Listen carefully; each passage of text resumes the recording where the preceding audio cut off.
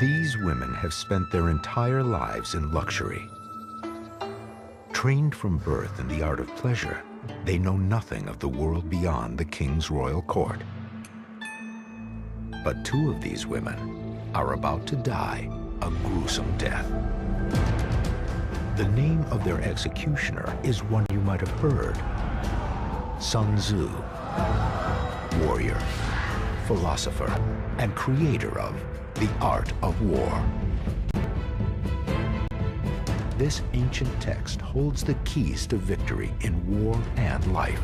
Now, the art of war's tactics and strategies are revealed in graphic detail to help solve a military mystery. Were the outcomes of America's greatest battles foretold some 2,000 years ago? Did the art of war prophesize the Nazis' ultimate doom? Predict how the North would win the Civil War? And predict why America would be defeated in Vietnam. Understand the art of war's lessons, and you will prevail. Ignore them, and you fight in darkness.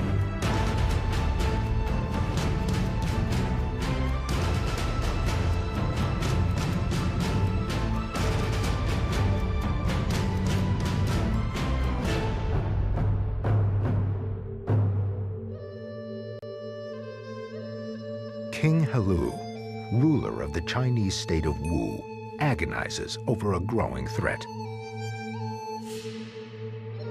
A hostile neighbor is poised to invade. Desperate to defend his kingdom, Helü summons one of the greatest military minds in history, Sun Tzu. Sun Tzu is important because he has a cohesive, holistic philosophy of how to approach strategy. If you listen to Sun Tzu, if you follow his principles, you will be victorious. If you ignore him, you do so at your own peril because you will definitely lose. Sun Tzu assures King Helü that he can train the smaller Wu army to overcome and defeat the larger invading force. King Helü asks Sun Tzu, challenges Sun Tzu in something of a mocking way. He says, you claim that you can turn anyone into a soldier. Can you turn these palace women, these spoiled, soft concubines, into a fighting force? Sun Tzu answers, of course I can. He simply shows the women what the important maneuvers are. He chooses the two most senior of these concubines to serve as platoon leaders and charges them with making sure discipline is observed in their units. But when Sun Tzu orders the exercise to begin, the women simply laugh. Sun Tzu said, well, okay, maybe my instructions were not clear to you. Now, let me rephrase again my instructions to you. In simple language, he told the concubines, when the drums is sounded, you as concubines must assemble as soldiers with your spears, with your swords, and fall in line. Second time, what happens? They still giggle away. But Sun Tzu says, if the orders are unclear, it is the fault of the general that the troops do not obey. But if the orders are clear, and my orders have been clear, it's the fault of the subordinate officers that the orders are not obeyed. There is only one way Sun Tzu can convince the concubines that he is deadly serious.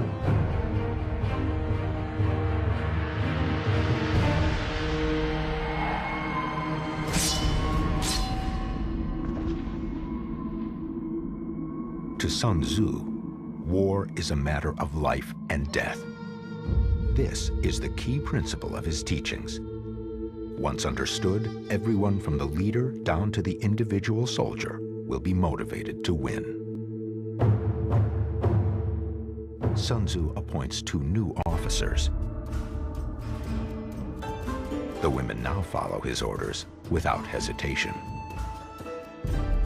And the big takeaway from this incident for King Helü is that even a state like Wu which is relatively weak in terms of numbers compared to its larger neighbor Chu, can nonetheless wield a disciplined, effective military force if they take Sun Tzu's teachings to heart and implement them throughout their military.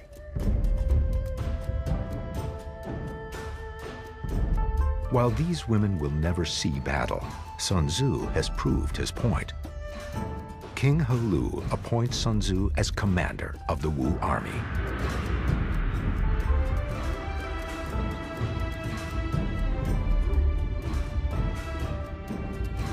Sun Tzu must now make good on his promise to train a force of 30,000 to fight an army 10 times larger. The strategies and tactics he uses in this showdown become the foundation of his masterwork, The Art of War. Sun Tzu writes The Art of War around 500 BC. The book is written on vertical bamboo strips, each the length of a chopstick. Each strip contains 15 to 25 Chinese characters. The strips are then painstakingly stitched together. Inside the 13 chapters of The Art of War lie the secrets to success. Basically, if you understand the art of war and the principles in it, you can predict how wars or battles will turn out. The Art of War is filled with many important insights, but there are 3 key principles that stand out and unify Sun Tzu's philosophy. Sun Tzu says, know your enemy and know yourself, and in 100 battles, you will never be in peril. In the art of war, understanding your opponent is crucial to victory. Sun Tzu says, to win 100 battles is not the height of skill. To subdue the enemy without fighting is. Fighting costs lives and money. Sun Tzu prizes the general who can outwit instead of outfight his opponent. Sun Tzu says, avoid what is strong, attack what is weak. Throughout history, armies fight head-to-head on the battlefield to show their strength and courage. But Sun Tzu doesn't care about glory. He only wants to win. While each of these principles is important, think of them as cords in a strong rope. Individually, they may be strong, but when you put them together and use them holistically, they're unbreakable. For more than 1,000 years, Sun Tzu's secrets are kept hidden, made available only to emperors and authorized scholars. They surfaced in the 8th century in Japan, and since then, their insights have spread throughout the world. More recently, The Art of War has spawned hundreds of books that apply its teachings to sports, politics, and business. Today, it's part of the core curriculum at many war colleges, including West Point. But as we shall see, Sun Tzu's advice isn't always heeded, which often leads to disaster. I think throughout time, if generals had listened to Sun Tzu, you would probably not have seen a lot of the bloody wars of attrition that mankind has suffered through. He was very focused on how do I achieve my goal with the minimum amount of resources used, with the minimum amount of destruction. Sun Tzu's principles are about to be put to the test. Sun Tzu has trained the army of Wu to defend itself against the powerful state of Chu to the west. The outset of this war between Wu and Chu, when Sun Tzu is given command of an army of Wu, it seems that Chu holds all the advantages. Sun Tzu's army is only about 33,000 men, where Chu can field forces of hundreds of thousands of men. Leading 300,000 Chu warriors is a power-hungry and corrupt prime minister named Nang Hua.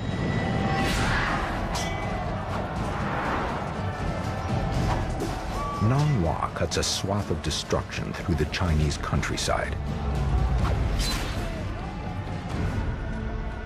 Outnumbered nearly 10 to 1, Sun Tzu could prepare his defenses and wait for the Chu onslaught. But being Sun Tzu, he does the unexpected. He invades Chu.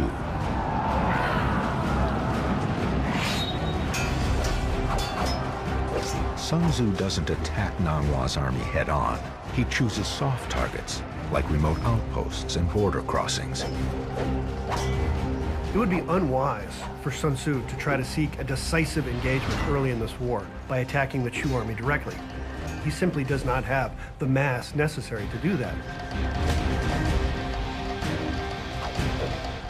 Sun Tzu attacks with blistering speed and brutal efficiency. Nang Hua immediately launches counteroffensives, but when the reinforcements arrive, Sun Tzu's soldiers are gone and attacking the next location. By keeping Chu constantly shifting its forces back and forth on the frontier, he frustrates their leaders and gains at the same time a much better picture of the way the Chu armies will likely fight. After every battle and skirmish, Sun Tzu gains a better understanding of his enemy. He downplays the value of direct attack and puts the emphasis on maneuver, surprise, deception. All warfare should be based upon the intellect. In fact, the greatest battles of all time have been won by the brain and not by brute force. That doesn't stop Nang Hua from trying. He eventually launches 100,000 soldiers to try to crush the guerrilla attacks. And this reminds me of the difference between chess and the Chinese game of Go. Chess is very much attrition-based. You start the board with many, many pieces. Over the game, they're eliminated, and at the end, you've only got a few pieces left standing. The object of chess is to force your opponent to surrender by eliminating his pieces. Each piece has its own rank and can only move in a specific way. The goal of chess is to kill the king. In contrast to that, the Chinese game of Go starts with the board empty, and you use as few pieces as possible to acquire as much territory as you can. And in that sense, it's a very resource-efficient strategy. The object of Go is not the destruction of the opponent's force, but the conquest of space. The goal of Go is to capture the most territory with the least number of stones. Using a Go-like strategy, Sun Tzu decides where and when he fights. He avoids the strongest part of Nang Hua's army and attacks where it is weakest. Sun Tzu's guerrilla tactics against the Chu forces echo throughout history. But it's during an infamous war more than 2,000 years later that they resonate most loudly, and where Sun Tzu's ultimate secret becomes most evident.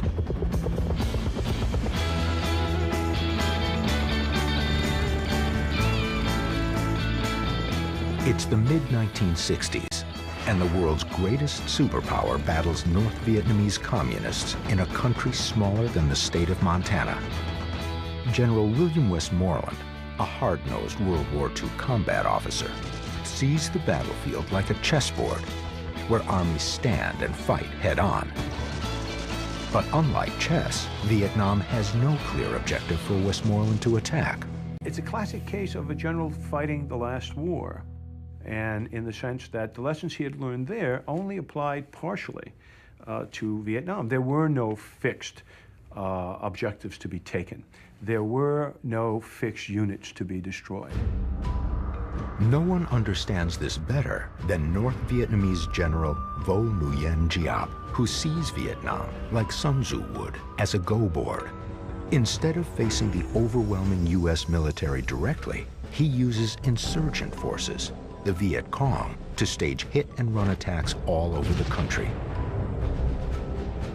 We see something very similar to Sun Tzu's raids into Chu in North Vietnamese tactics and operations in the Vietnam War. Giap has learned Sun Tzu's principle that it is more important to outthink your enemy than to outfight him.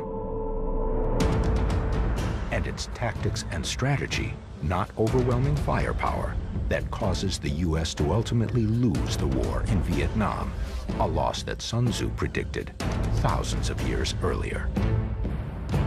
How Sun Tzu was able to do this as well as predict the outcome of the invasion of Normandy and the final harrowing day of battle at Gettysburg is about to be revealed. Sun Tzu says, in war, numbers alone confer no advantage. Do not advance relying on sheer military power. It's the mid-1960s in Vietnam.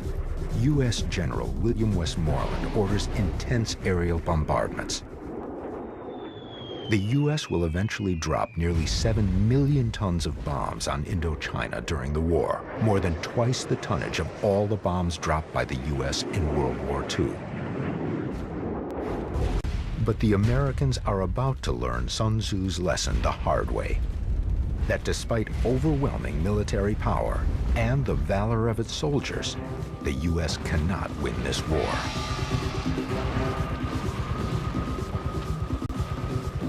Between 1959 and 1975, the North Vietnamese fought a very desperate war against the South Vietnamese government and their U.S. allies. And even though they were heavily outgunned, when you look at how the war was fought and see that through Sun Tzu's eyes, it's obvious how they prevailed. Westmoreland uses a chess-inspired strategy. Stop the communist spread by killing as many North Vietnamese and Viet Cong as possible. Conversely, Westmoreland's adversary, the North Vietnamese general Vo Nguyen Giap, uses more of a Sun Tzu Go strategy. Westmoreland is trying to attrit the enemy, trying to kill as many as possible. Giap, meanwhile, is looking at it from more of a go perspective, trying to focus on how do I win as much territory as possible and thus defeat my enemy. To combat the American aerial bombardment, Giap looks to a key Sun Tzu principle. Know your enemy and know yourself, and in 100 battles, you will never be in peril. The way the Americans often operated was somewhat predictable. They would prepare a landing zone through artillery strikes and airstrikes, and then they would bring the troops in. Giap recognized this and realized that if he could have his troops hunker down and survive the artillery attacks, then when the troops landed, they would be able to set up ambushes to take them on.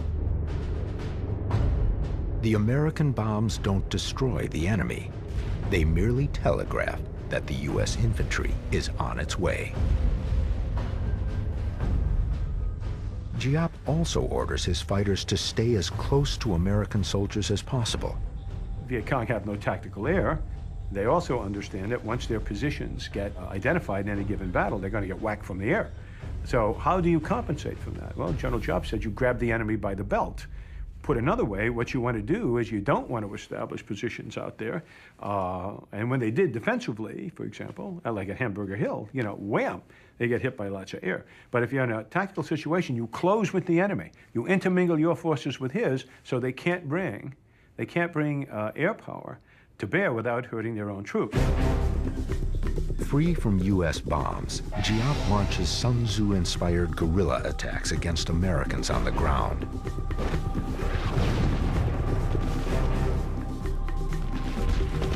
Ambushes, hand grenade booby traps, and snipers. What Giap starts to do is close-in harassing raids against the Americans.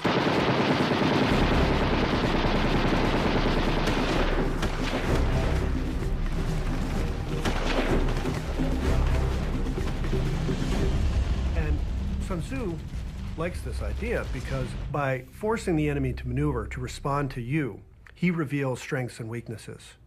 And the more you know about his strengths and weaknesses, the more you can avoid the strengths and attack and exploit the weaknesses. The major U.S. weakness in this war is not on the battlefield. Now, our weakness was not in Vietnam. We never lost anything in Vietnam. We lost no engagements in Vietnam. But we did lose in the resolution of the American people to pursue the war. Giap realized this from the very start, and he did not try to defeat us in Vietnam. He tried to defeat us in the United States. Giap knows that if he can turn the American people against the war, he can defeat the overpowering U.S. military. In the beginning of the war, nearly 80% of Americans supported the military action in Vietnam.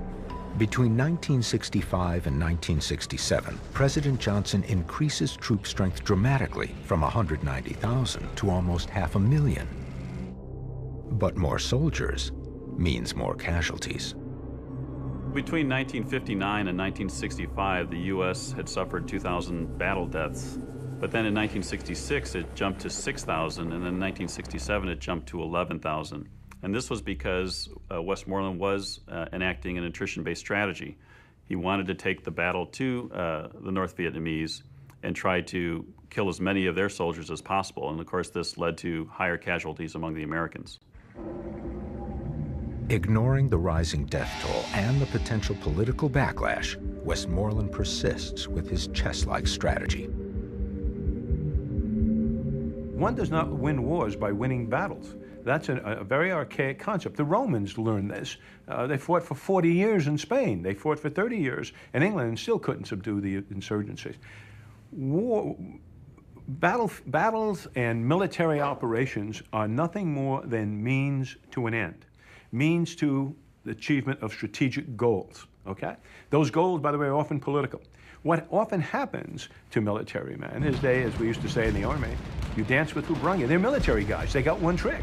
Their trick is war, okay? And what happens, and happens to us now, is that essentially the war and the battles become an end in itself without any consideration of whether or not it leads to the ultimate strategic goal of breaking the will of the enemy. But no matter how bloody the battlefield gets, the Vietnamese will is never broken. Giap famously claims he's willing to lose 10 men for every one American. Many North Vietnamese troops wear a tattoo that says, "Born in the North, to die in the South." And it's this difference that Giap knows will allow him to defeat the Americans, who now have more than 500,000 soldiers in Vietnam, many of whom don't want to be there. Believe me, all conscripts want to do is get the hell out of country. You know, everybody arrives with what we call their DEROS date, date of expected return overseas, you know, scratch somewhere across your forehead, this is when I get to go home. And it's very hard to train them to do the kinds of stuff that Special Operations Forces have to do in order to fight an insurgency. So you put it all together, and it's a failure of strategic thinking, a failure to appreciate the cultural context in which things occurred, and inevitably deduce from that a failure to develop tactics that are effective. To combat Giap's guerrilla insurgency, Westmoreland launches search and destroy missions throughout South Vietnam. He believes he is successfully rooting out Giap's Viet Cong insurgents. But a Pentagon report released after the war shows just how wrong he actually was. What it found was that in more than 80% of the cases where American troops fought Viet Cong troops, that in fact it was the enemy that chose the time and place of the ambush. That in point of fact, we were not searching and destroying anything. In point of fact, if the enemy didn't want to fight, they just let us stumble on through the bush. But when they wanted to fight, it would pick the time and place. Giap's guerrilla tactics are working. But his Sun Tzu-inspired strategy is suddenly overruled by his commanding officers. He is ordered to plan a full-scale direct offensive against the U.S. forces. Giap knows this is suicide, so instead he modifies the plan. Returning to Sun Tzu's principles, he decides to coordinate a simultaneous multi-pronged attack in hundreds of different locations across South Vietnam. The date for the attack? January 31st, 1968. Vietnam's Lunar New Year holiday called Tet. Giap has less than 9 months to plan his Tet offensive, a Sun Tzu-inspired strategy that will prove to be a powerful turning point in the war. Sun Tzu says, "Let your plans be as dark as night, then strike like a thunderbolt." During the Vietnam War, North Vietnamese General Vo Nguyen Giap prepares his Tet Offensive in absolute secrecy. And just like the master Sun Tzu, Giap puts his faith in his spies. Sun Tzu places a great importance on spies, and in fact, he devotes an entire chapter to the different types of spies and how they can be used. Sun Tzu would have been impressed with General Giap's spy network in South Vietnam. Giap understood that accurate knowledge of the enemy is worth 10 divisions. And so what happened was he literally had created a spy network that was unrivaled. I mean, every barman, every taxi driver, every taxi dancer, anyone who dealt with Americans was potentially a source of information for the Viet Cong. The man who ran the taxi stand outside U.S. headquarters in Saigon is supposedly the chief of Viet Cong intelligence. The point was by simply overhearing what Americans were saying, what soldiers were telling girls, the prostitutes, the drug dealers, all of this thing, by collecting that information together, able essentially to predict the movement of American units. And as a result, as the study later shows, we didn't surprise anybody. They knew we were coming almost all the time. With up-to-the-minute information on his enemy, Giap moves forward with his plans for the Tet Offensive. The element of surprise is key, but means nothing if his men aren't sufficiently armed. Giap's next challenge is to figure out how to smuggle in and hide thousands of weapons throughout South Vietnam. The solution is all Sun Tzu: deception and secrecy. Giap goes underground. What we found is an enormous complex of tunnels that ran for miles and 3 and 4 levels deep. There were field hospitals below there, supply depots. It's where the VC and NVA would go to rest and recuperation. There was booze, gals down there, and some of them ran underneath American base camps. The largest of these tunnel complexes is north of Saigon in Cu Chi. Stretching from the Cambodian border, it has more than 75 miles of interconnecting passages. Built by the Vietnamese in the 1940s and 50s, the tunnels were originally dug out of the hard clay by hand with simple farm tools. Over the next decade, the tunnels are expanded and fortified with zigzags and sharp drops to resist U.S. attack. The Viet Cong adds secret entrances, camouflaged ventilation systems, and booby-trap doors. How in all heck's name do you fight in tunnels? You use what we call tunnel rats, which were often urban Irish kids, little, not I say little, but 5'5", 5'6", thin, but brave as hell. I mean, to go down through those holes into the tunnels armed only with a .45, sometime and a flashlight. I mean, that's really war up close and personal, never knowing what you were going to find on it. Giap funnels tens of thousands of Viet Cong troops through these tunnels as the Tet Offensive draws nearer. With just 2 months until Tet, Giap plays what might be his greatest deception. Vietnam announces it will honor the traditional Tet ceasefire. Part of the deception campaign is actually agreeing to a ceasefire over Tet. This really lulls the Americans and the South Vietnamese into thinking that they can relax their guard, send troops home, and there will be no conflict during those holidays. Now, with Tet a little more than a week away, Giap launches a surprise attack on the remote U.S. base at Khe Sanh. U.S. Marines fight back waves of North Vietnamese soldiers that try to overrun the sprawling compound. The U.S. is determined not to lose Khe Sanh.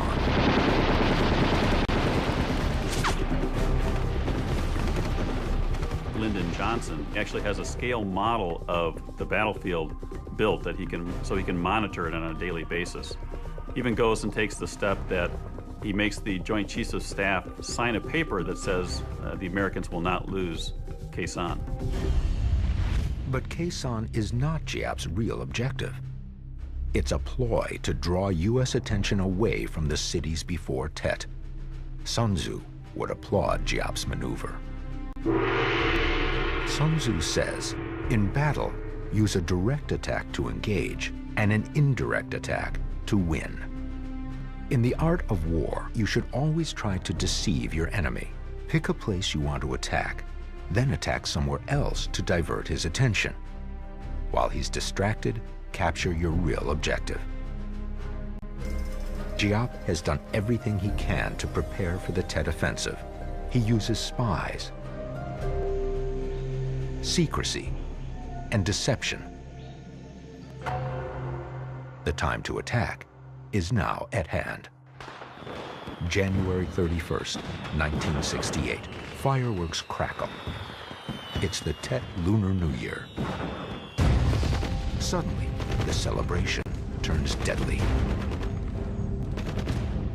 More than 80,000 Viet Cong troops carry out simultaneous individual attacks on more than 100 cities, villages, and U.S. bases all across South Vietnam. The Tet Offensive has begun.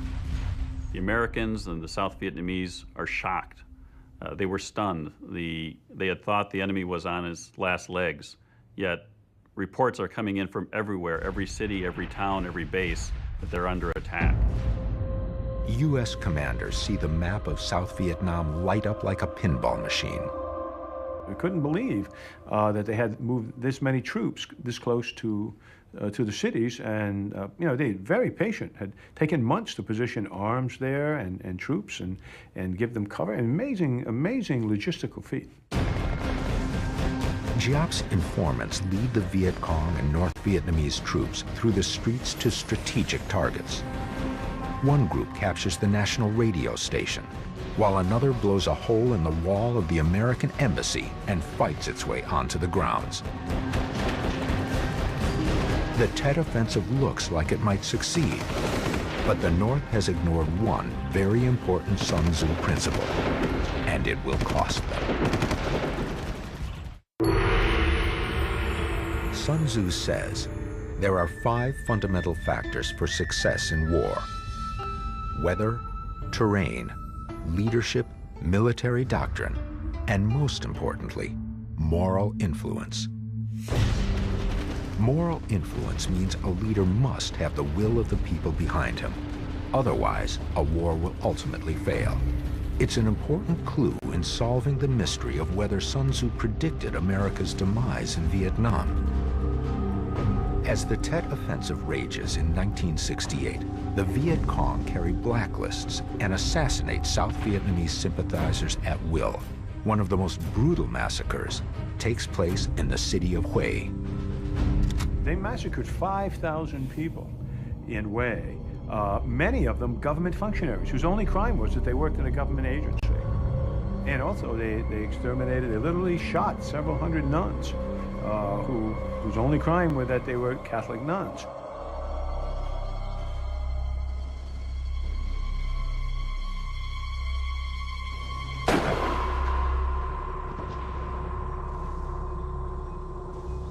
That brutality, I think, backfired.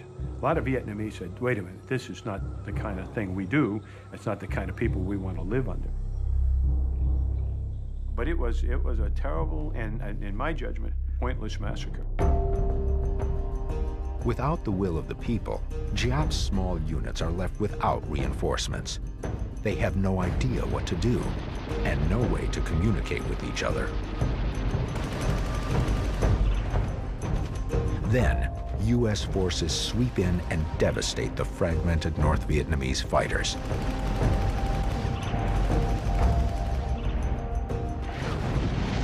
"10,000 die in the first few days of the attack, while U.S. forces suffer only 250 casualties. Tet is a military disaster for the North Vietnamese. But Sun Tzu's concept of moral influence cuts both ways.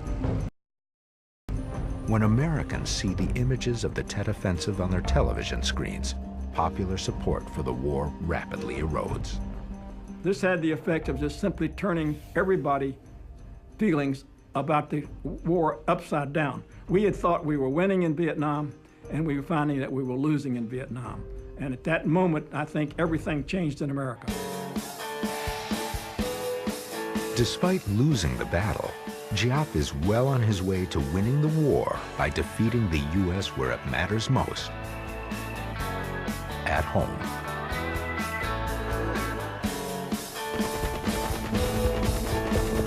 After Tet, Giap returns to his guerrilla tactics. In 1975, with U.S. military support all but gone, Saigon finally falls to the North Vietnamese Army. At the end of the war, U.S. Colonel Harry Summers meets with North Vietnamese leaders to negotiate the American withdrawal. Harry Summers had a meeting with Colonel Tu, his North Vietnamese counterpart in Hanoi, probably getting a little angry at what was going on, and snapped at the colonel, the Vietnamese colonel, well, the truth is you never beat us on the battlefield. The Vietnamese colonel looked at him and said, well, that's true, he said, but it's also irrelevant. And there you have it. It was the political context that was important far more than the military, as it always is throughout history. One more time to remember that war is a means to an end, and that end is almost always governed by politics, not by military victory or defeat. This is a notion that General Giap well understood, as did the master, Sun Tzu. It's about 500 BC in ancient China. Sun Tzu's hit-and-run campaign against the kingdom of Chu is working.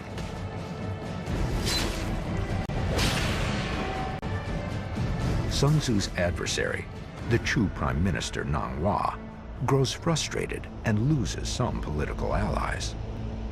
Nang Hua and his generals are increasingly frustrated by Sun Tzu's cross-border raids. The constant harassment is undermining the morale of the Chu troops. Money is being drained out of the Chu treasury. In some cases, the best of Chu's warriors are either killed or captured by Sun Tzu. Faced with this dilemma, Nang Hua is forced to turn to Chu's allies for men, money, and materiel. Throughout the countryside, there is fear of where Sun Tzu will strike next. Leaders in the royal court begin to lose faith in Nang Hua, and allies begin to defect to Sun Tzu's side. But this disloyalty doesn't come without punishment. Nang Hua deploys his army to destroy a rogue ally in the north called Sai. As the capital is about to be attacked, the Duke of Sai calls on Sun Tzu for help. Sun Tzu now faces a seemingly no-win situation. If he does nothing, his ally will be destroyed. If he tries to save his ally, Nang Hua will crush his army. But for Sun Tzu, the solution is simple. He leads a small force towards Sai to act as bait to draw Nang Hua away from the city. It's a key principle of Sun Tzu's teaching. To move your enemy, entice him with something he is certain to take. This is this whole idea of, in a sense, achieving kind of a maneuver dominance or controlling enemy movement by your own maneuver. Nang Hua immediately stops his siege on Sai and mobilizes his army to intercept Sun Tzu. Sun Tzu saves his ally without drawing a sword. But will he be able to save himself? While Sun Tzu has succeeded in drawing Nang Hua away from his siege of Sai, it seems that he's maneuvered himself into a trap. He's surrounded by Nang Hua's forces. Sun Tzu has placed his men where there is no possibility of retreat. He has placed them on death ground. Sun Tzu says, put the army in the face of death where there is no escape, and they will not flee or be afraid. There is nothing they cannot achieve. Sun Tzu studied every aspect of war, including the psychology of men facing imminent death. Sun Tzu says that when the men know that they are in death ground, they will be transformed. They'll become overnight fearless fighters, that they will fight with all they have in order to win. On death ground is exactly where Sun Tzu wants his soldiers. And it is on death ground that another great army finds itself, with the fate of the world hanging in the balance.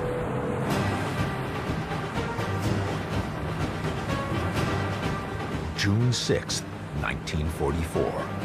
Allied troops in World War II invade Europe. They land on the treacherous beaches of Normandy, France.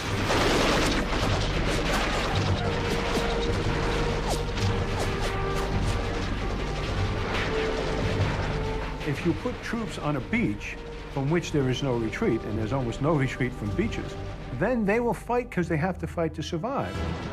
And you can see this at Normandy.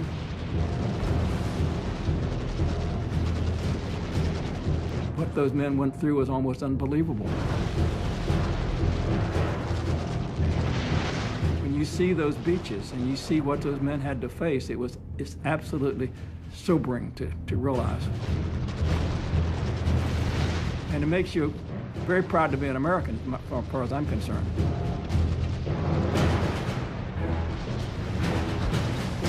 How they survive and ultimately defeat the Nazis is predicted in the pages of Sun Tzu's Art of War.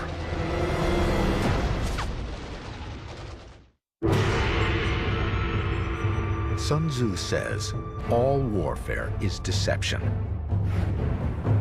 If you can deceive your enemy before battle, you are more likely to win. Imagine I got 10,000 soldiers, you got 1 million, right? So what I had to do to counter you, right? I had to deceive you, right? Into split out your forces into more diverse groups. Supreme Allied Commander Dwight D. Eisenhower takes this principle to heart as he prepares to invade Europe during World War II. His invasion strategy at Normandy is one of the most daring in history, and it's foreshadowed in the pages of Sun Tzu's Art of War. By 1944, Nazi Germany knows the Allies are coming, but they don't know where or when. It's very clear at some point that in order to win World War II, the Allies would have had to invade the continent. And the build-up in England is the only place they could build up from. Meant it was going to come somewhere on the coast of France. The only question is where. There are only 3 feasible locations where the Allies could land: the Pas de Calais, the Cherbourg Peninsula, or the Normandy beaches. The reason why this was true is that the Allies were absolutely certain to only land on a beach that could be protected by the air power of the fighter planes that could fly out of southern England. The range of these fighters was 400 miles. Therefore, any landing site had to be within 200 miles of these beaches. But even with air support, the Allies know a beach invasion of Europe is nearly impossible. To succeed, they must employ more of a go strategy than a chess strategy. So instead of a direct attack, the Allies follow Sun Tzu's principle of deception and convince the Germans the attack will not occur at Normandy. One way Normandy is comparable to Go is the fact that the deception is involved. As you're playing Go, you are signaling by your moves which parts of the territory you're going to try and conquer. What the Allies were able to do with the clever use of deception, as well as actually clear military logic, was to convince the Germans that when it came, it would come at Pas de Calais. And when in fact, they'd planned to come at Normandy. It's called Operation Fortitude, and it's one of the most complex deception campaigns ever attempted. The Allies create a fake army that appears ready to strike at Calais. They use inflatable tanks, planes, and trucks to fool German photo reconnaissance.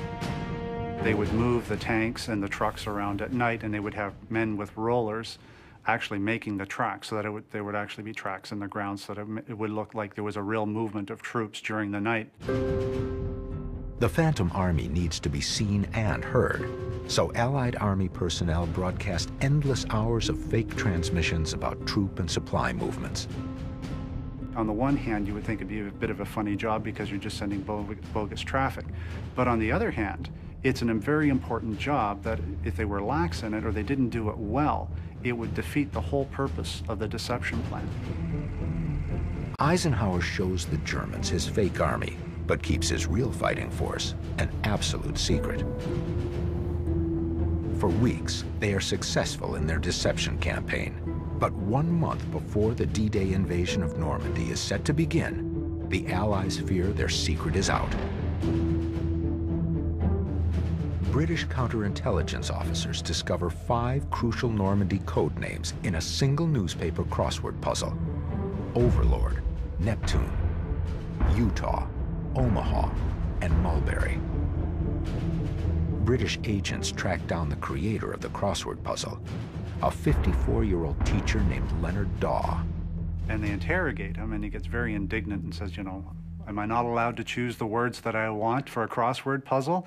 And they press him, but at the end of the day, they figure out that he is actually telling the truth and that the words were actually just an accident. With the scare behind them, the Allies must now actively sell the Germans on the Calais invasion threat. They turn to one of Sun Tzu's favorite methods: spies. Sun Tzu says it is essential to seek out enemy agents who have come to spy against you and bribe them to serve you.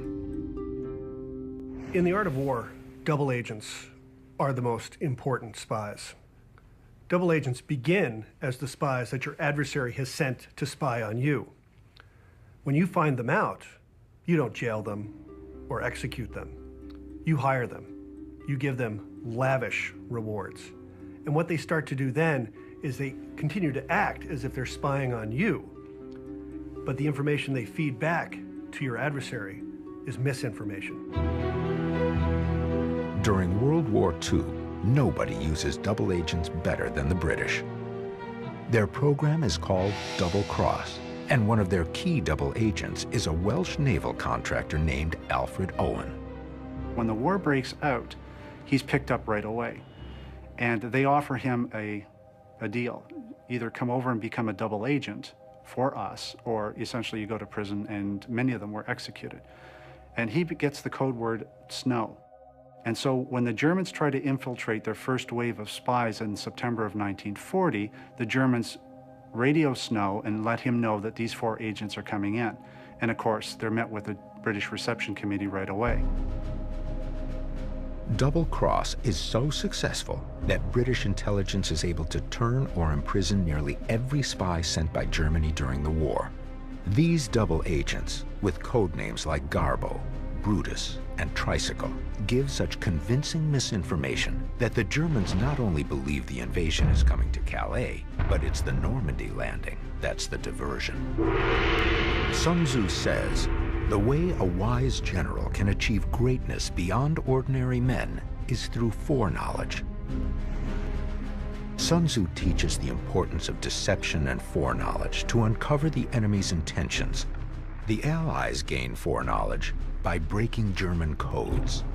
For years, the Germans believe their encoding machine, called Enigma, is completely unbreakable. It can scramble a message 150 million ways.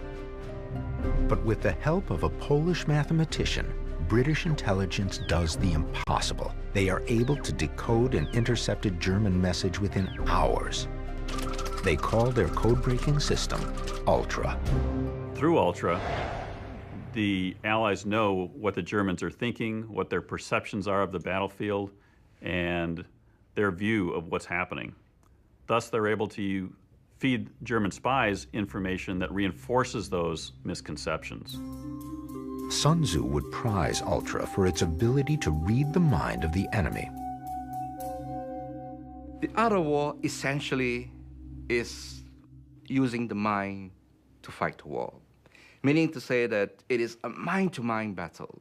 So in order to win against the enemy, you must be able to read the mind of the enemy. But sometimes, knowing what your enemy is thinking creates moral dilemmas. According to a British intelligence officer, on November 14, 1940, the British decode a German message about an impending attack on the English city of Coventry. If Churchill tries to protect Coventry, he could tip off the Germans that he's reading their messages. It must have been a very, very difficult position to be placed in and very difficult decision for him to make. And in this particular case, he was looking at the long-term Allied victory, and he essentially sacrificed the citizens of Coventry that were lost that night. Coventry is devastated from the air. The destruction is so complete, the Germans coin a new phrase, Coventrated, to describe total obliteration of a town.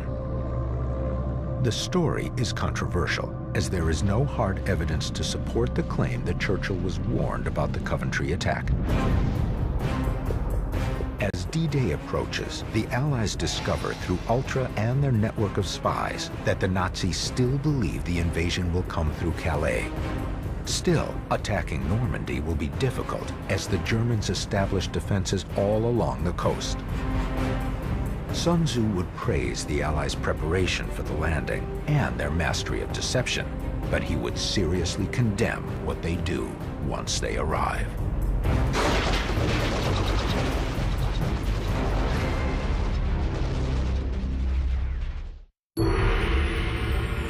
Sun Tzu says, when a falcon strike breaks the body of its prey, it is because of timing. When torrential water tosses boulders, it is because of momentum. Sun Tzu believes even the most well-executed attack can be ruined if momentum is lost. The Normandy invasion shows that Sun Tzu could have predicted its outcome some 2,000 years earlier. After months of preparation and deception, Eisenhower launches his attack against German-occupied France. 150,000 ground troops, jammed onto hundreds of small landing craft, leave England and cross the English Channel. They'll land at 5 different beaches in France, codenamed Juno, Sword, Gold, Utah, and Omaha. As the landing craft approach the beaches, 15,000 aircraft and 7,000 ships provide a coordinated aerial assault on the beaches. At some of the landing sites, the Allied soldiers meet very little resistance. But at beaches like Omaha, it's hell on earth. For many of the Allied soldiers inside the landing craft, these moments before the door opens will be their last. A case of incredible courage in the face of overwhelming horror. I mean, if you think about it, the landing crafts came up to the beach, and as they came up to the beach, the troops inside the landing craft could hear the machine guns tattering on the outside.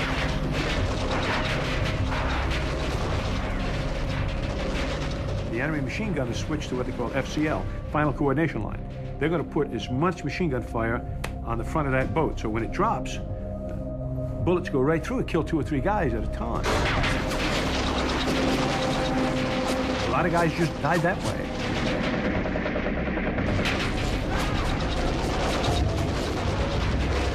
Many don't make it off the boats.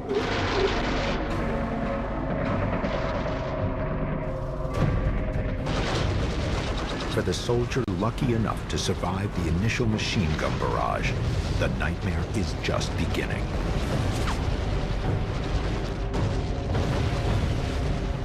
He then has to cross 200 yards of mined tidal flats,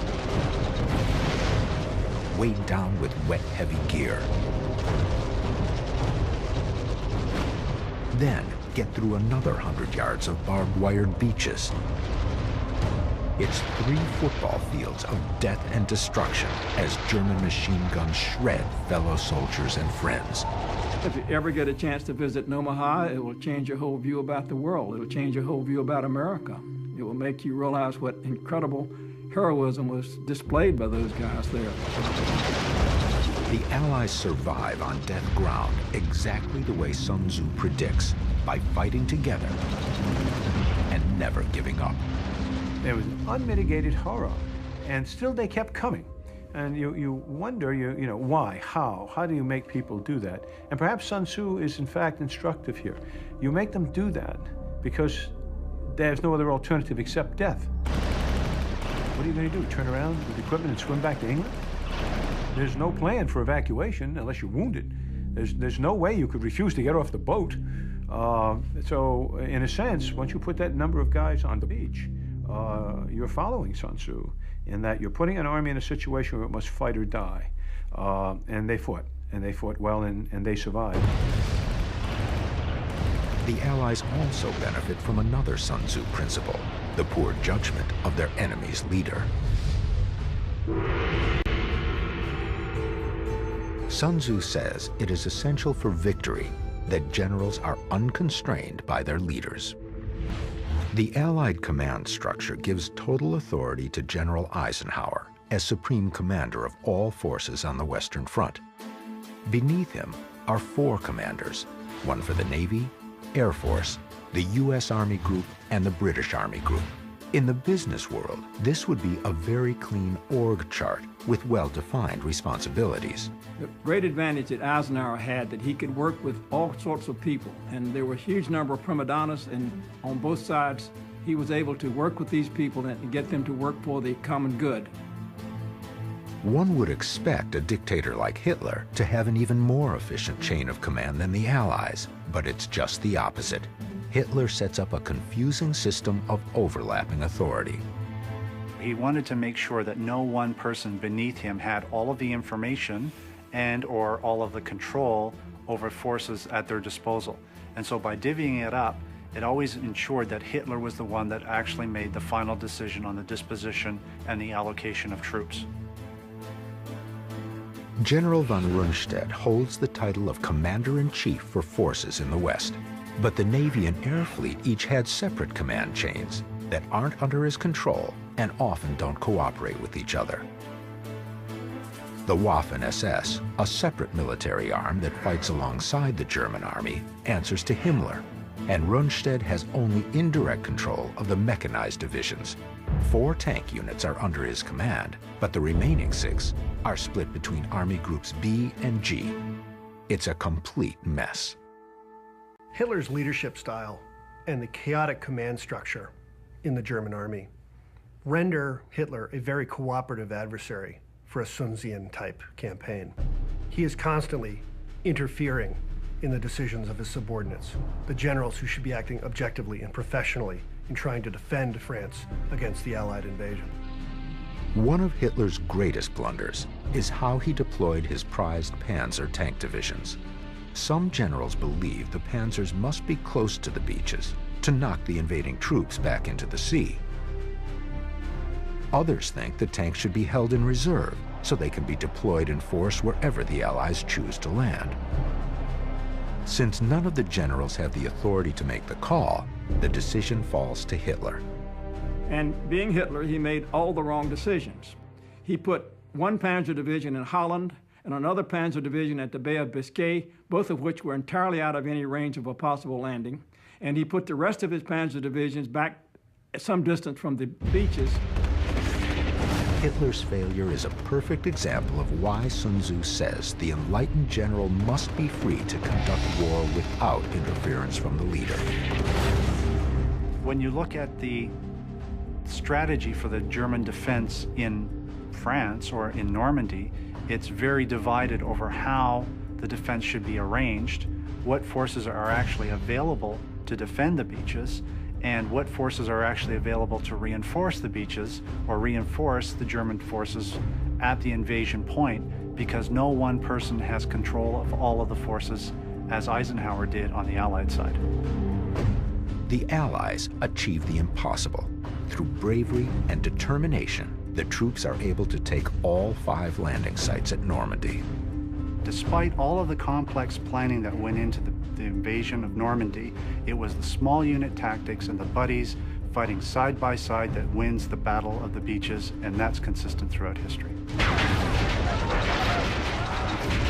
Sun Tzu would have marveled at the timing and execution of the invasion.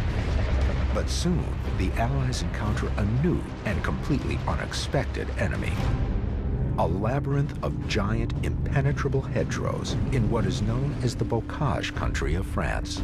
It looks like the Allies have pulled off this amazing, miraculous feat, and they have. They've landed an army on the beaches of Normandy.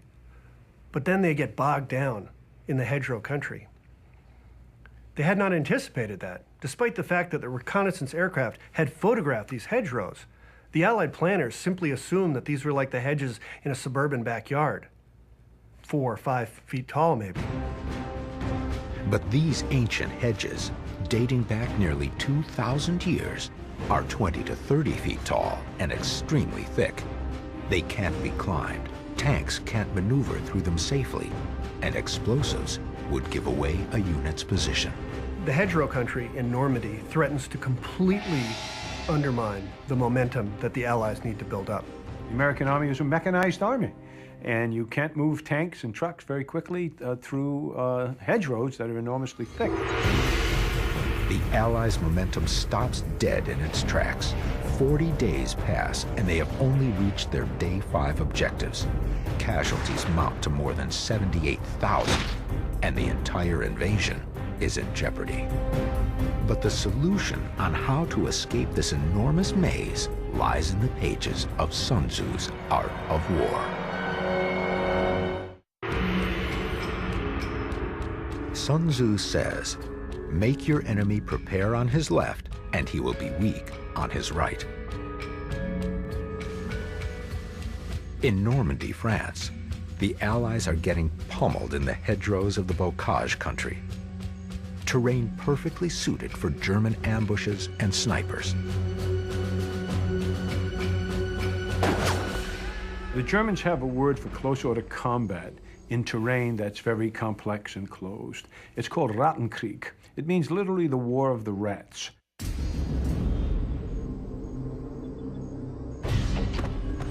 It means, in essence, that warfare gets reduced to almost individual combat. 1 or 2 men against 1 or 2 men, because the terrain, in this case the hedgerows, won't allow you to maneuver. Won't allow you to bring your technological advances of artillery, air power, mobility to tanks to bear.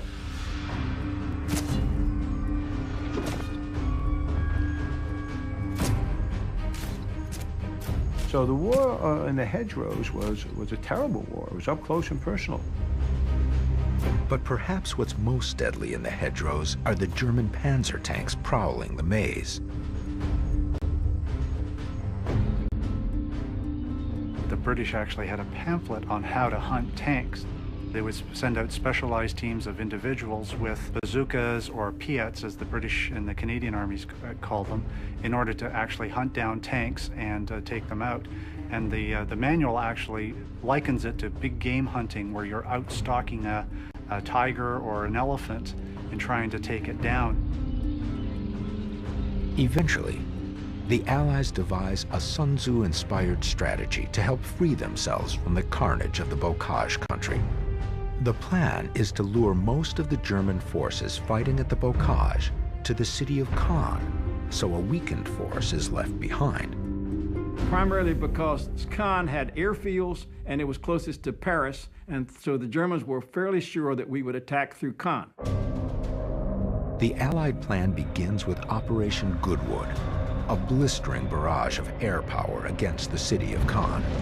The Germans take the bait and move many of their panzer tank divisions away from the Bocage, leaving only 1.5 divisions behind to hold back the U.S. forces in the hedgerows.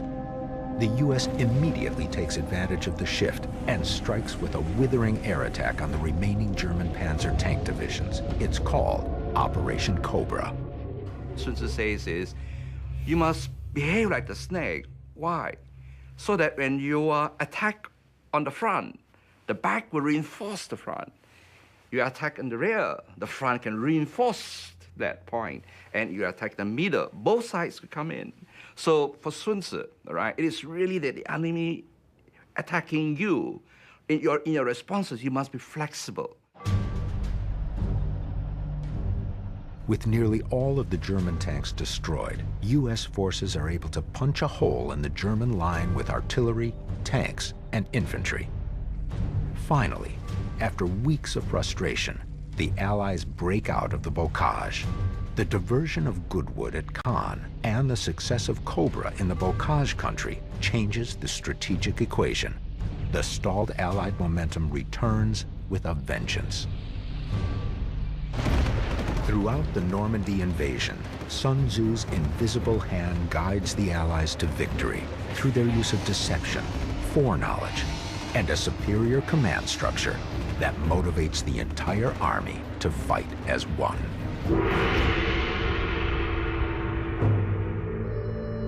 Sun Tzu says, the winning army realizes the conditions for victory first, then fights. The losing army fights first, then seeks victory. The battle between the kingdoms of Wu and Chu rages. Sun Tzu's small Wu force is on death ground. They are surrounded by the army of the Chu Prime Minister, Nang Hua.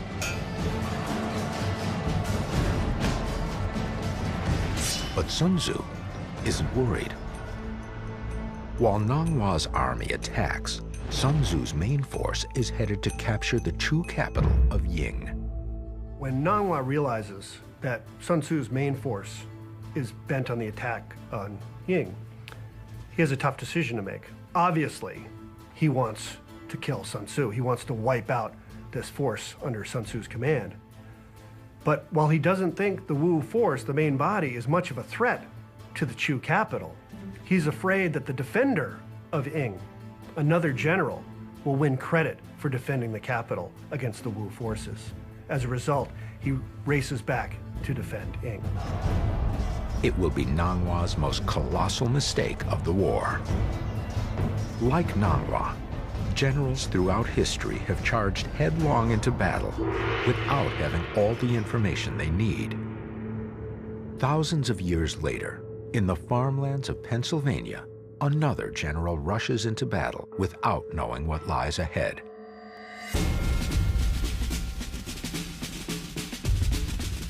He is Confederate General Robert E. Lee, who some consider the greatest commander in American history.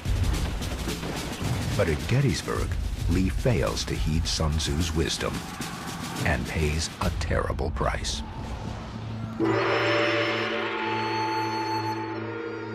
Sun Tzu says, no nation has ever benefited from prolonged war.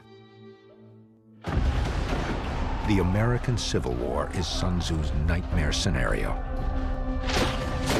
A bloody stalemate that will end up costing more than 620,000 lives, by far the deadliest war in American history.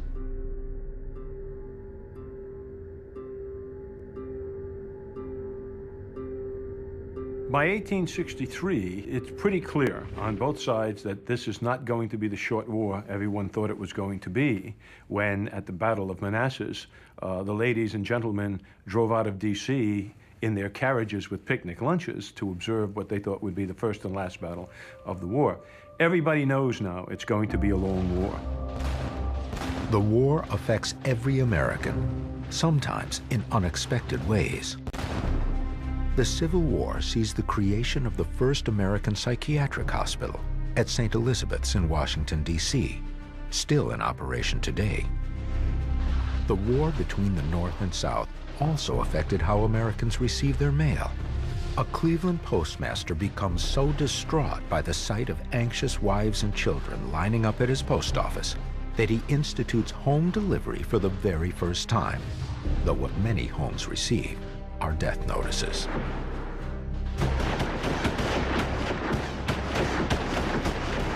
The turkey buzzards realized that whenever they saw an army, that sooner or later there would be flesh to eat. And as the armies moved along, they often moved along with hundreds of turkey buzzards overhead, just waiting for the battlefield, waiting for the carnage, waiting for the open wounds, peck out their eyes, and eat the innards as they would any other carrion. An almost horrific scene, but that's what war is. Pretty horrific in times. Civil War field hospitals are human butcher shops with arms and legs stacked in piles. Some 40,000 amputations are performed on the Union side alone, only 24,000 of them under anesthesia.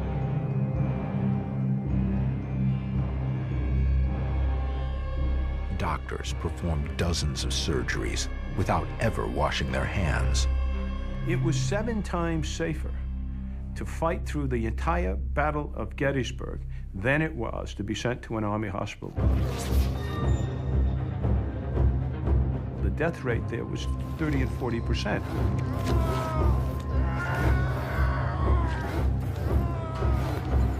Taking the limb off was just one part of it. Now you had the problem of gangrene, suppuration, infection, and the death rates were just staggeringly high.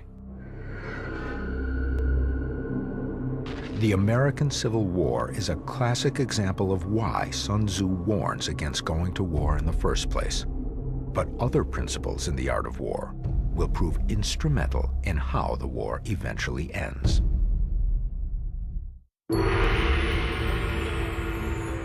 Sun Tzu says, "Those skilled in war bring the enemy to the field of battle. They are not brought by him." Pennsylvania, 1863. The Civil War is a bloody stalemate.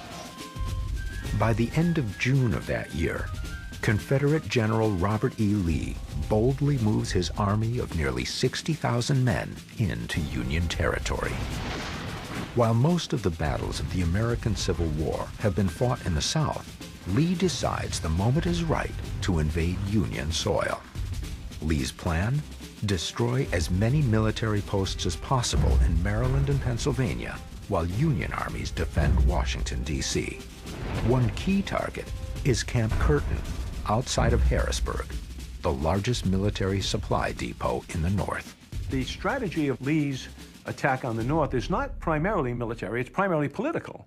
And he's going to try to essentially to defeat Lincoln politically. What he hopes is a massive defeat of the North will encourage people to lose faith in the war. Lee's bold military action to achieve a political victory is more of a go strategy than a chess strategy, exactly the kind of plan Sun Tzu would have admired. But as Lee's main force moves north, a skirmish erupts in Gettysburg between 2 cavalry units. Confederate General Heath had a division at Cashtown, and he wanted to move over to Gettysburg in order to get some shoes that were in a factory there. That was the only reason he went.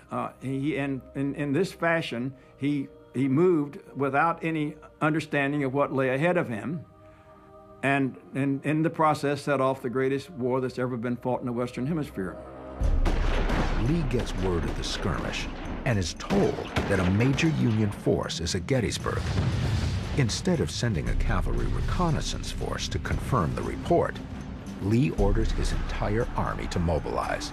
It's a colossal mistake. Lee decides to abandon the original plan. He gives up what we call strategic aim, and he makes the mistake of allowing operational developments to drive strategy. Lee orders all his forces to converge at Cashtown, a small village 7 miles from Gettysburg. Sun Tzu would not like his choice, as Cashtown has not been fully scouted. Had Robert E. Lee read Sun Tzu, he would have known better than to proceed on what you think is happening and try to spend the resources to find out what really is happening. Sun Tzu says, "Move only when you see an advantage and there is something to gain. Only fight if a position is critical."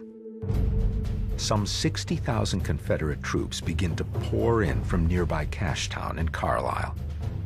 3,000 Union soldiers take position on McPherson Ridge. They try to hold off the onslaught of enemy soldiers until help arrives. But reinforcements are miles away toward Washington, D.C. So the Union soldiers withdraw southeast onto Cemetery Ridge, a range of hills that forms the shape of a fishhook. Cemetery Ridge provides an extremely strong defensive advantage. The terrain is so obvious in favor of the defense that my guess is almost any second lieutenant from West Point would have chosen that ground given the opportunity to do it. When Union General Hancock arrives, he declares it the best natural position he's ever seen. Lee immediately sees the danger of the Union's position. But because Union troops are still straggling in, he believes they are vulnerable. Lee then gives an order to Confederate General Ewell that many believe isn't really an order at all. And Lee says to him, attack when you think it's practicable. Didn't order him to attack. Ewell, new on the battlefield, doesn't know what the hell's going on, and decides not to attack. Ewell decided that it was not practical because his troops were tired and they were exhausted, and he wanted a rest. While some criticize Ewell for not following orders, Sun Tzu's own words place the blame on Lee. If we look all the way back to this famous interview between King Helu of Wu and Sun Tzu, in that incident with the palace concubines, the importance of clarity in orders. Sun Tzu says at that point, if the orders are unclear, it is the fault of the general. At Gettysburg, we see Lee issuing very unclear and very ambiguous orders to his subordinates. Union reinforcements soon arrive and strengthen their position. Lee now faces an uphill battle. Sun Tzu says, when the enemy occupies high ground, do not confront him. If he attacks downhill, do not oppose him. As night falls on the first day of the Battle of Gettysburg, Lee confers with another Confederate general, James Longstreet, a man who grasps the situation from Sun Tzu's perspective. Longstreet wants Lee to abandon the idea of attacking the Union high ground. Instead, he wants to march south around Cemetery Ridge, then east right toward Washington, D.C. And this will force the Union Army to come off Cemetery Ridge and attack us where we are. And if they attack us, we will win. This would have been precisely what Sun Tzu would have recommended. But Lee says no. He points to Cemetery Ridge and says, the enemy is there, and I am going to attack him there. Lee has completely given up his go strategy and reverts back to chess. Longstreet is stunned. He sees the Union Army dug in on the hills and knows that they should not be attacked. Sun Tzu would have advised against it. He would have said, assess the situation, adjust your forces, find another way to attack the enemy. But Lee doesn't listen.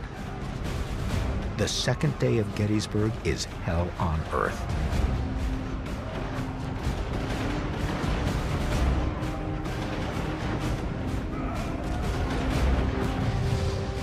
Bucolic pastures are transformed into fields of slaughter.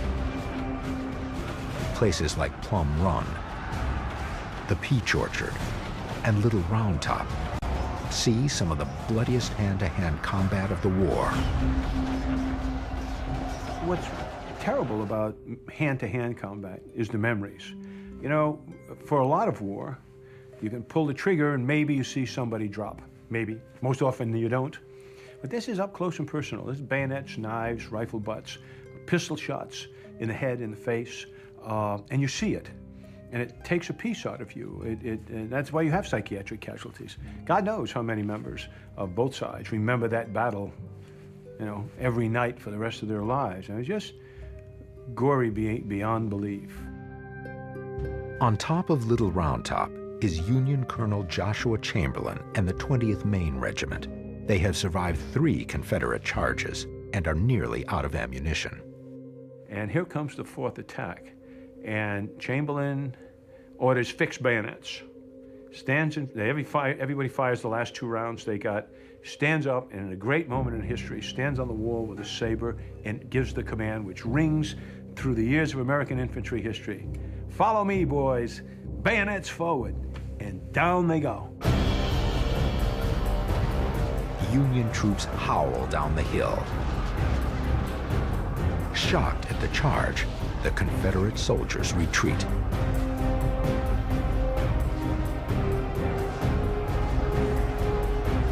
Against all odds, the Union hangs on to Little Round Top. Sun Tzu's principle of never attacking an enemy on high ground holds true.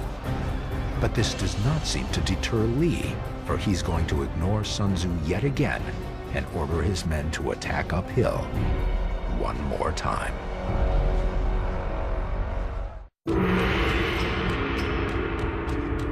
Sun Tzu says, there are some armies that should not be fought, some ground that should not be contested. The sun rises on the third day of the Battle of Gettysburg. Despite the thousands of dead bodies strewn across the fields, Confederate General Robert E. Lee is about to order his troops to attack the high ground yet again. One of the things you never want to do in war, never throw good money after bad. Follow the advice of Sun Tzu. Use an attack to exploit a victory. Never use an attack to rescue a defeat. And Longstreet gets it. General Longstreet once again suggests to Lee that they should move around Cemetery Ridge and threaten Washington, D.C. to draw the Union off the high ground. Longstreet understands that the Confederates are in a terrible position. They are outnumbered. They do not have the high ground. They have suffered terrible casualties in the last 2 days of fighting, and that there's no real chance of pushing the Union Army off the high ground. But Lee feels his men have sacrificed too much to turn back now. Lee gives the order to attack. The infantry charge is led by Major General George Pickett. The story is Dutch Longstreet is sitting there, and Pickett says, "Shall I go, General? Shall I go?" And Longstreet just drops his head and looks away. "General, shall I go?" And Longstreet again looks away. He said, "General, I'm going into the attack." And Longstreet looked again away. Longstreet never gave the order to attack. He knew it was suicidal. In the sweltering July heat, 12,500 Confederate soldiers, led by Pickett, make their determined march across an open field nearly a mile long. As they advance in close ranks, thousands are cut down by Union artillery and rifle fire. There was nowhere they could hide. There was almost no range between the Union forces and the Confederate forces, and the Union forces were simply able to stand behind these reinforced positions and fire on the Confederates. And so the Confederates had no way of defending themselves. To Pickett's men's bravery, they continued all the way up.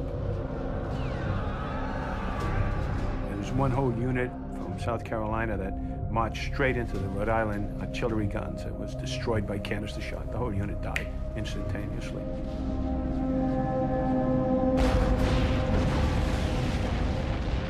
Just tore through people, limbs, heads, eyes, blood, hair, and eyeballs everywhere.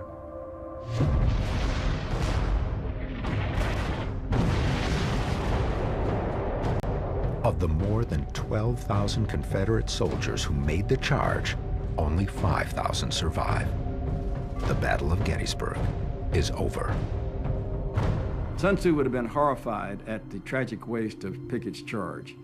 Sun Tzu always believed in using the intellect rather than force, and never attacking headlong an enemy force if he could do otherwise. At Gettysburg, Lee doesn't adjust his strategy to the situations on the ground. He refuses to retreat, even when the situation is clearly hopeless. And Lee takes off his hat, dismounts, and walks into the field and says, "It's all my fault, boys. It's all my fault." "You're damn right, General. It's all your fault. No one in his right mind would have ordered that. You should have listened to Sun Tzu." In the end, his failure to follow Sun Tzu's wisdom is one of the factors that costs the Confederates the war. Sun Tzu says, when troops flee, are insubordinate, collapse, or are routed in battle, it is the fault of the general. In The Art of War, Sun Tzu imagines the role of the supreme general, a man who must be intelligent and cunning, never rash nor arrogant. Exactly the opposite of Sun Tzu's adversary in the Wu Chu War, Nang Hua. Sun Tzu is deadly against impulsive behavior, rash behavior, or making the army march double quick time in order to seize the victory.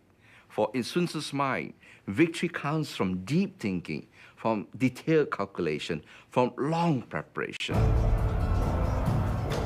While Nang Hua has a larger, more powerful army, Sun Tzu shows he is the master by outwitting his enemy.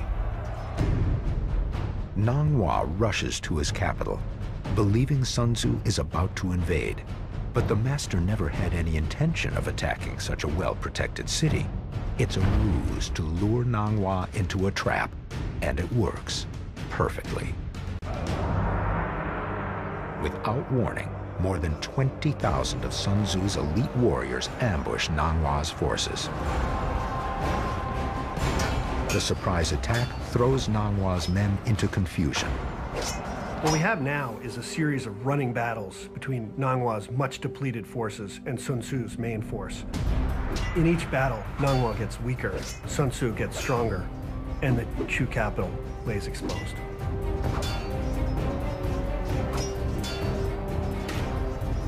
Sun Tzu joins up with his main force and attacks the disorganized Chu army.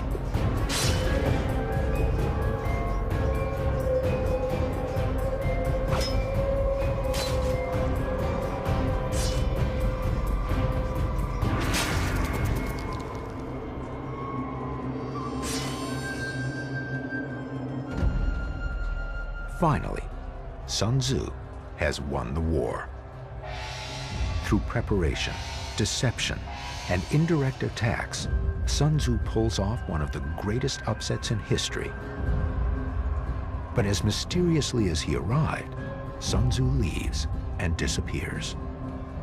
There's some speculation as to why he disappears. One theory is that the behavior of the leaders of Wu shock him, discourage him. When the king of Wu enters the Chu capital, he's dumbstruck by its wealth. He becomes greedy and covetous.